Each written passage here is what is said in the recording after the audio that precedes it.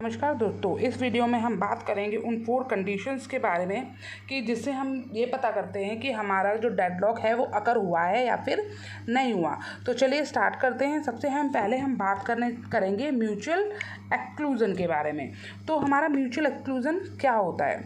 ठीक है, whatever resource you are using, कोई भी रिसोर्स आप यूज़ कर रहे हो, whatever resource you are using that resource must be use in the mutual exclusive way. Means कि ऐसा ना हो कि सेम रिसोर्स को एक से ज़्यादा प्रोसेस यूज़ कर सकते हो एक ही टाइम पर। लाइक आपका प्रिंटर हो गया, ठीक है।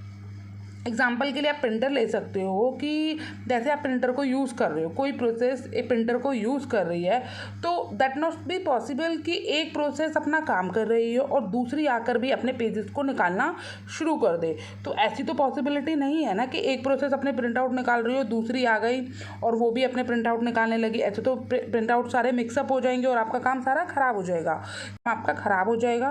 क्योंकि प्रिंटर जो है वो हमारा नॉन शेयरेबल है, ठीक है। इसमें क्या तो सिर्फ एक बार में एक ही प्रोसेस काम कर सकती है, दूसरी नहीं कर सकती, ठीक है। मतलब हम रिसोर्स को 1 बाय 1 यूज़ करेंगे। म्यूचुअल एक्सक्लूसिव वे में हम सारे रिसोर्सेज को यूज़ करेंगे, एक साथ नहीं करेंगे, ठीक है। यहाँ पर there should be mutual exclusion and intermediation is not allowed in mutual exclusion, ठीक है। सेकेंड थिंग देखिए, hold and wait. Hold and wait में क्या होता है दोस्तों कि अगर कोई प्रोसेस है किसी रिसोर्स को होल्ड करके बैठी है और उसने रिक्वेस्ट कर रखी है किसी दूसरे रिसोर्स के लिए, ठीक है, और इसमें क्या करेगी कि कोई दूसरी प्रोसेस आ जाती है, ठीक है, उसको उस रिसोर्स की रिक्वायरमेंट है जो आपके पास है।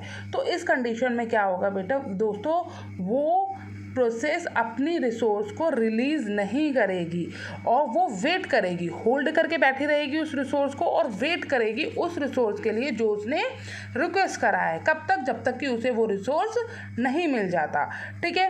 ये है आपका होल्ड एंड वेट। मतलब जो आपके पास है उसे आप लेकर बैठे रहो और जो आपको चाहिए उसके लिए आप वेट करो। This is your hold and wait condition.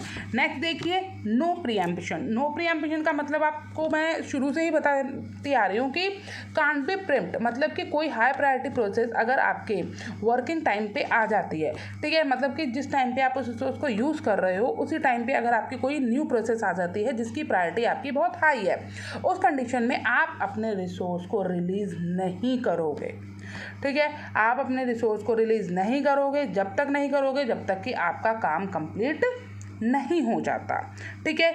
Next one देखिए, सर्कुलर वेट। सर्कुलर वेट क्या कहता है कि this is what, circular wait क्या है? सर्कुलर वेट आपका एक तरीके का सर्कल ही तो है। यहाँ पे देखिए, इसको आप सर्कल बोल सकते हो। सर्कुलर वेट आपका एक तरीके का सर्कल ही तो है। प्रोसेस P1 रिसोर्स R1 के पास है waiting for the resource R2 and process P2 assign to R2 and waiting for the R1। ये क्या बना? हमारा एक टाइप से सर्कल ही तो बन गया, ठीक है। तो ये है आपका सर्कुलर वेट। इसमें क्या होता है कि if there is loop then perhaps deadlock is possible.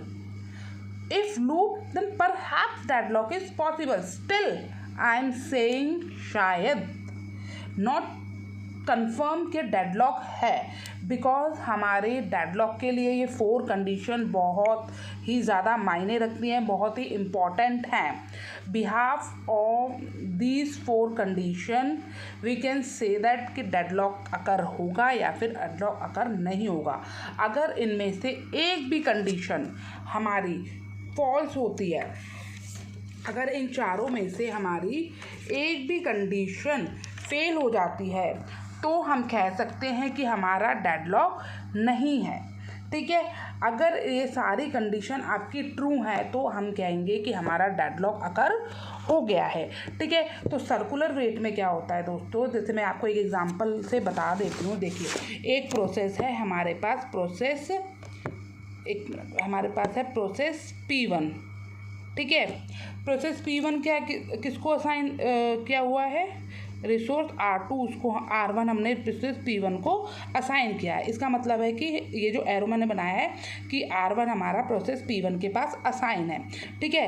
Process P2, ठीक है, प्रोसेस P2 हमारा क्या चाहता है, हमारा रिसोर्स R1 को चाहता है, उसे R1 की रिक्वायरमेंट है और उसने क्या होल्ड करके रख रखा है, हमारा रिसोर्स R2 हमारा प्रोसेस P2 ने होल्ड करके रख रखा है। ठीक है, और इसी बीच में हमारे जो प्रोसेस P3 है उसने कौन सा रिसोर्स होल्ड करके रखा हुआ है, उसके पास है रिसोर्स R3 और वेट किसके लिए कर रहा है, ये हमारा रिसोर्स R2 के लिए वेट कर रहा है।